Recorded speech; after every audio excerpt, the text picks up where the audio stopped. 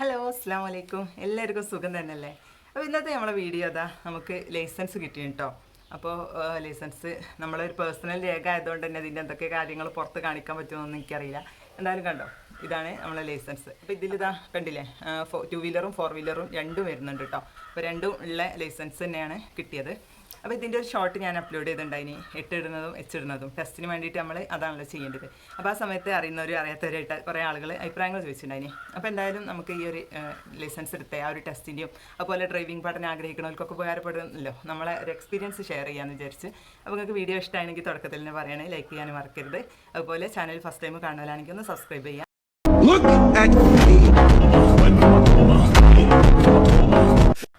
ഈ ഒരു ലൈസൻസ് കിട്ടുക എന്ന് പറഞ്ഞാൽ എൻ്റെ ഒരു ഡ്രീം തന്നെ ഇനി കേട്ടോ. അപ്പോൾ ഇത് കിട്ടിയ സമയത്ത് ഇത് അൺബോക്സ് ചെയ്യുമ്പോൾ ഞാനൊരു വീഡിയോ എടുത്ത് വെച്ചിട്ട് ആദ്യം നിങ്ങൾ അതൊന്ന് പോയിട്ട് കണ്ടിട്ട് വരും.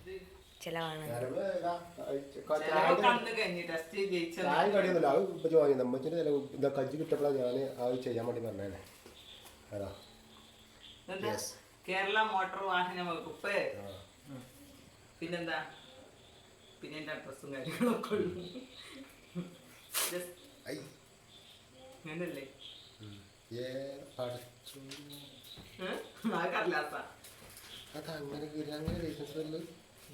ലൈസൻസ് ഇതല്ലേ സംഭവം, അഡ്രസ് ഇല്ല. ഏത് അഡ്രസ്സാ ഉള്ളിലൊക്കെ നോക്ക്, പേപ്പർ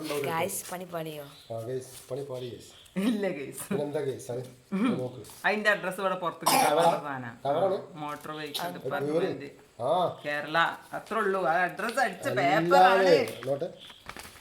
കൊറിയർ ലഗേജ് കണക്കിന് അയക്കണം ഇന്നോടോ. ഇങ്ങനത്തെ കാർഡായോണ്ട് സുഖാണ്. മറ്റു പേപ്പറാ വാലിഡിറ്റി TR കൊടുത്താൽ എന്താ,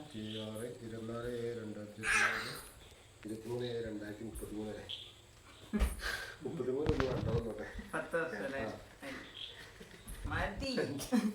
അതായത് ഞാൻ തിരിച്ചാൽ മതി.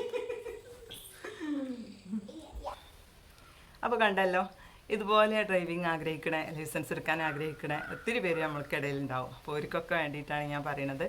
അപ്പോൾ എനിക്ക് പറയാനുള്ളത്, ഡ്രൈവിംഗ് എന്ന് പറഞ്ഞത് എൻ്റെ ഒരു എക്സ്പീരിയൻസ് ഞാൻ മുമ്പേ ഷെയർ ചെയ്തിട്ടുണ്ടായിനി. അതായത് 2 വീലർ സൈക്കിൾ ബാലൻസ് പോലും എനിക്കില്ലേനി കേട്ടോ.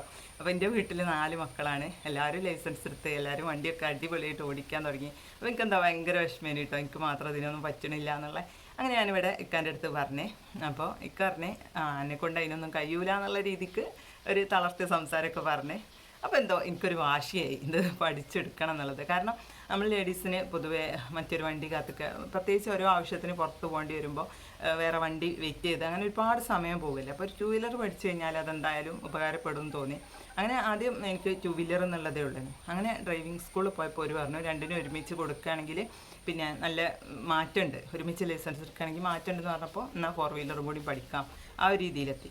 അങ്ങനെ രണ്ടും ഒരുമിച്ച് ഇങ്ങനെ പഠിച്ചുകൊണ്ടിരിക്കുമ്പോൾ ആദ്യം എനിക്ക് തോന്നിയത് 4 വീലറാണ് നല്ലതെന്ന്. കാരണം കാറാകുമ്പോൾ സേഫാണല്ലോ, ചുറ്റോടിയിട്ടും കവേർഡാണ്. അപ്പോൾ പ്രത്യേകിച്ച് നമുക്കൊന്നും പറ്റൂല, നമ്മൾ സേഫാണെന്നുള്ളൊരു ചിന്താഗതിയായിരുന്നു. പക്ഷേ പിന്നെ ഞാൻ 2 വീലറും കൂടെ ബാലൻസ് ചെയ്ത് വന്നപ്പോൾ ആദ്യം ബാലൻസ് റെഡി ആവാത്ത പ്രശ്നമായിരുന്നു. നല്ലോണം പരിക്കും മുറിവുകളും കാര്യങ്ങളൊക്കെ പറ്റിയാണ്. അങ്ങനെ വീട്ടിൽ നിന്ന് സ്കൂട്ടി എടുത്ത് ഓട്ടി നോക്കി ഒരു ദിവസം നല്ല മുഖടച്ച് വീണ്. അതിൻ്റെ വീഡിയോ ഒക്കെ നമ്മൾ മുന്നേ ചെയ്തതാണ്, എൻ്റെ സബ്സ്ക്രൈബേഴ്സ് ആണെങ്കിൽ നിങ്ങൾക്കറിയാം.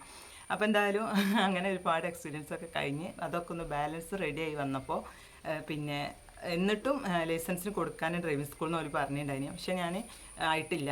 1-2 ഡേറ്റ് എനിക്ക് പോയിട്ടോ, ഡേറ്റ് വന്ന് പോയി. പക്ഷേ ഞാനത് എടുത്തിട്ടില്ല. കാരണം എനിക്ക് എന്തോ ഒരു കോൺഫിഡൻസ് കുറവ് തന്നെയാണ്. പിന്നെ ഞാൻ ടെസ്റ്റിന് പോകുക എന്ന് പറഞ്ഞാൽ അവർ പറഞ്ഞത് 5:45-6 മണീൻ്റെ ഉള്ളിൽ ഗ്രൗണ്ടിൽ എത്തണം, എന്നാൽ നിങ്ങൾക്ക് ട്രയൽ കിട്ടും, എന്നിട്ട് നോക്കിയിട്ട് വേണം എന്നൊക്കെ പറഞ്ഞു. അപ്പോൾ അത്രയും ഏർലി മോർണിംഗിൽ എത്തണമെങ്കിൽ തന്നെ കൊണ്ടുപോയിട്ടാണ് ഞാൻ കൊടുത്തത്. അപ്പോൾ അത്രയും ഏർലി മോർണിംഗിൽ അങ്ങോട്ട് എത്തണമെങ്കിൽ അത്യാവശ്യം റിസ്ക് എടുത്തിട്ട് തന്നെ പോകണം. ഞാനിവിടെ മക്കളൊക്കെ എൻ്റെ വീട്ടിലാക്കിയിട്ട് അങ്ങനെയൊക്കെയാണ് പോയത്, ഹസ്ബൻഡ് കൂടെ വന്ന്. അപ്പോൾ ആ ഒരു ടെസ്റ്റിൻ്റെ ദിവസം അത്രയും റിസ്ക് എടുത്ത് പോകുമ്പോൾ അത് അഥവാ ഫെയിലായാലോ 2 ചാൻസും ഞാൻ മുന്നേ കണ്ടു. എന്തായാലും കിട്ടും എന്നുള്ള ഒരു ഉറപ്പ് മാത്രമല്ല, 2 ചാൻസും കാണണമല്ലോ.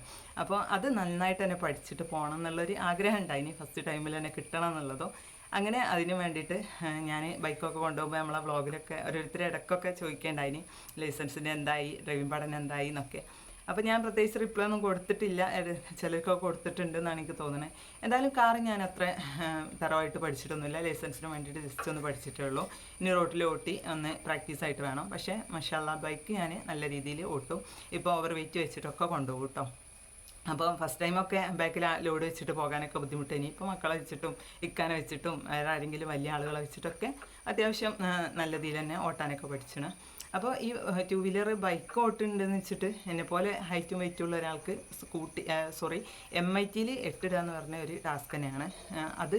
പിന്നെ എനിക്കറിയില്ല, ഒരുപാട് ആൾ അനുഭവം പറഞ്ഞതൊക്കെ വെച്ചിട്ടാണ് ഞാൻ പറയുന്നത്. എനിക്കും പേഴ്സണലി അങ്ങനെ തോന്നിയത്. അപ്പോൾ അതുകൊണ്ട് തന്നെ അത്യാവശ്യം നന്നായിട്ട് തന്നെ പഠിച്ചിട്ട് ഇപ്പോൾ ഡ്രൈവിംഗ് സ്കൂളിൽ നിന്ന് ഒരുപാട് തവണ ഇട്ടിട്ടുണ്ടെങ്കിലും അവിടെ എത്തി ഞാൻ ട്രയൽ നോക്കിയ സമയത്ത് കാല് കുത്തിയതായിരുന്നു.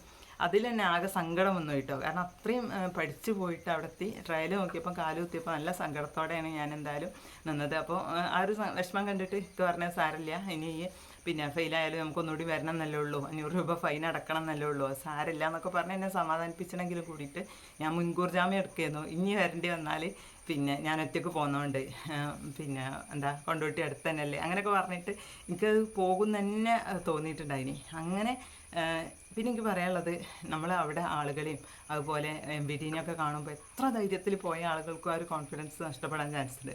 അപ്പോൾ എനിക്കും അങ്ങനെയും സംഭവിച്ചിട്ടുണ്ട്.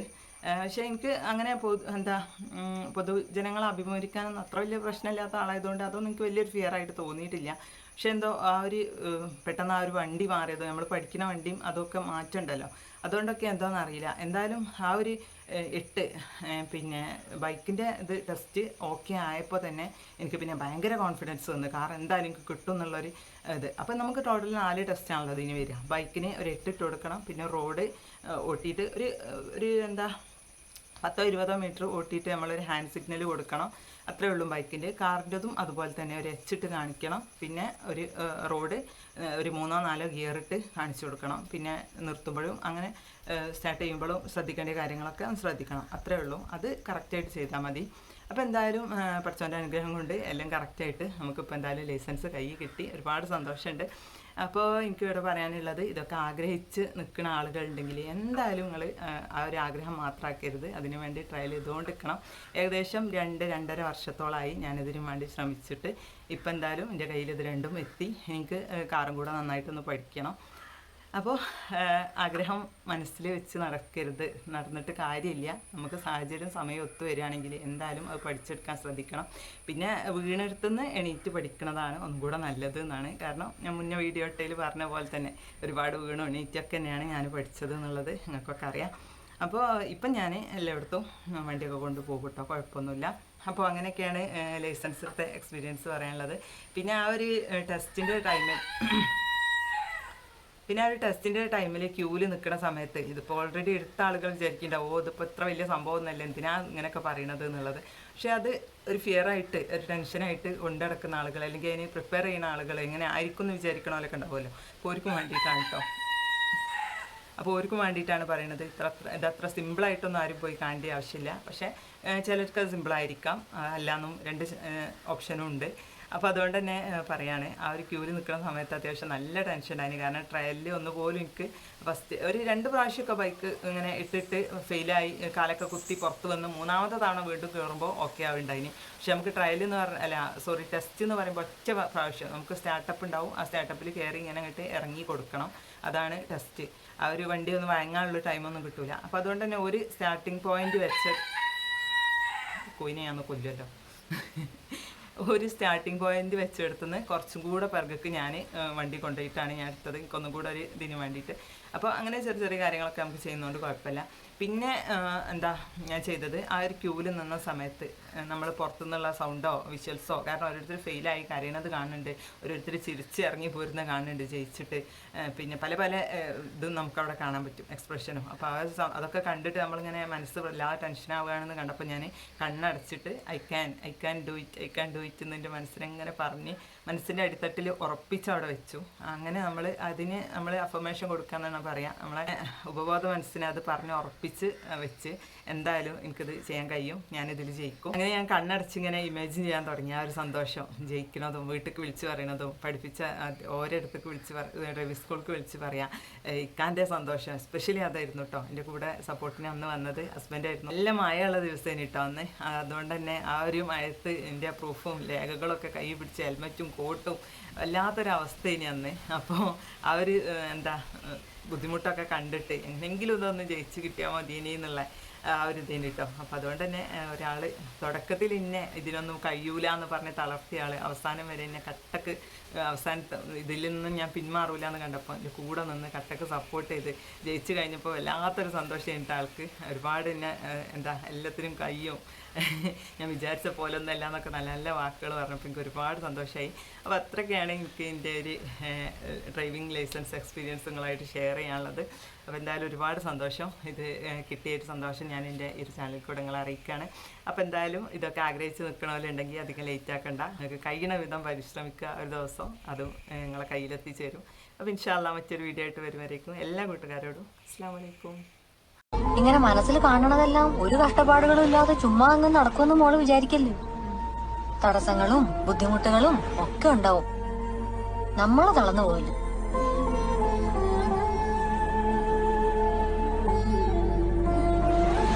നേടിയെടുക്കാനേ ഒരു സ്വപ്നം പോലും ഇല്ലെങ്കിൽ ജീവിതത്തിന് ഒരു അർത്ഥം ഉണ്ടാവില്ല. ഉദാഹരണത്തിന്, അല്ലെങ്കിൽ വേണ്ട, ഞാൻ എന്തിനു ഉദാഹരണമൊക്കെ പറഞ്ഞപ്പോ